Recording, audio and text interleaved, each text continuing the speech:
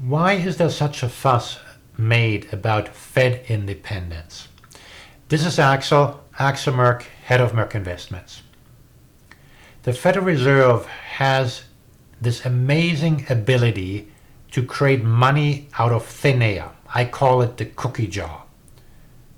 The ability to have infinite resources to spend money on buying treasury securities or anything else for that matter. The reason Fed independence is so important is because if politicians get their hands on that cookie jar, bad things happen if history is any guide in other countries.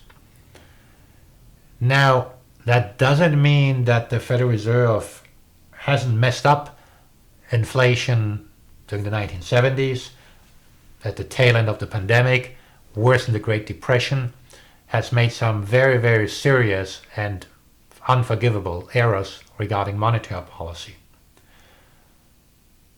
Also, there's valid criticism on governance. Treasury Secretary Bessent recently doubled down and said, hey, if what happened at the Federal Reserve were to happen in a private sector enterprise on a Wall Street firm, the CEO would be fired. Yet, the perception of independence matters. And so, let me maybe take a step back to explain what monetary policy is and how we got here. Monetary policy is about the amount of credit in the economy. It's about interest rates. It's about money supply. What it is not about is allocating credit to a specific sector of the economy. That is fiscal policy. And the Federal Reserve has increasingly stepped onto fiscal turf with the best of intentions. During the financial crisis, buying mortgage-backed securities is allocating money to the mortgage sector.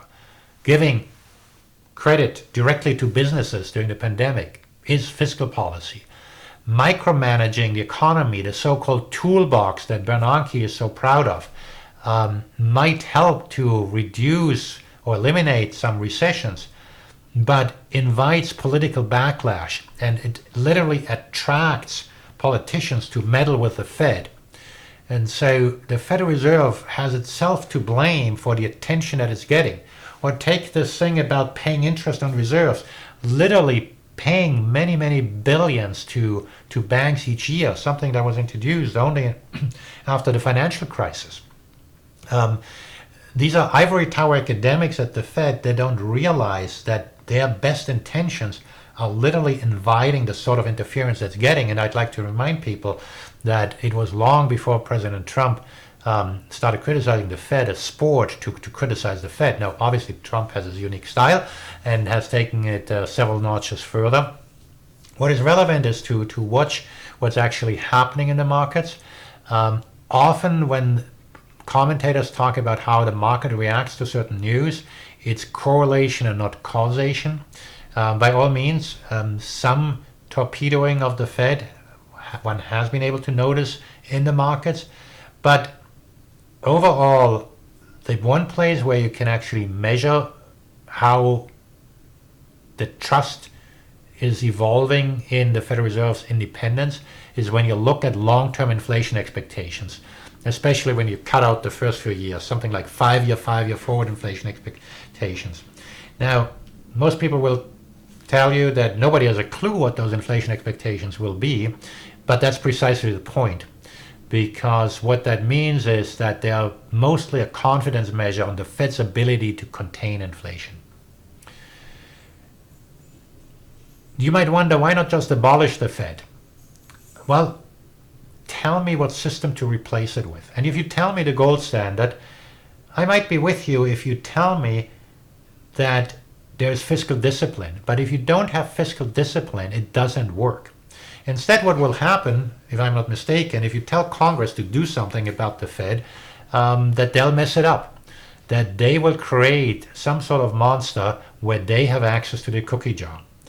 And so for the time, and what we should do instead is try to pursue fiscal policy that is sustainable, which might include more growth, productivity growth, to deal with these deficits more, but requires also entitlement reform.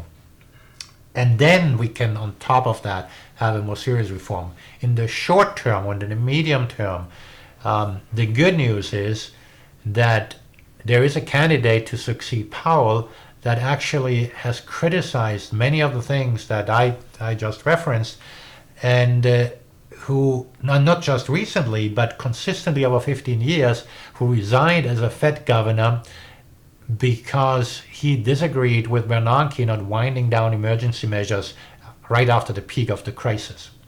That's Kevin Warsh, of course. And if we have him as a Fed chair, the Federal Reserve has a chance of becoming calmer, having an overhaul of its communication strategy, having a more data-driven approach to monetary policy, so it appears less like a debating club that makes ad hoc decisions, have less or no, hopefully, forward guidance in the market. And so there's some good things on the horizon, since he is the front runner. Powell is going to be out in May. He is a lame duck. Firing him, I don't think will happen or makes much sense. And the risk to the market is very significant. Now, that doesn't mean everything is going to be dandy, because unless we fix the fiscal side, there's only so much monetary policy can do. And in a very bad case scenario, we've learned from the European Central Bank that central banks do whatever it takes. So there's only so much central banks can do, but we can get the central bank to mess things up less, to be more approximately right. That's really all that we can expect from a central bank. Fix the underlying issues on the fiscal side, and then we can talk about more reform to happen down the road. Anyway, give me some feedback. Read my analysis where I go far more into detail, and look forward to your feedback on this format. Take care, guys.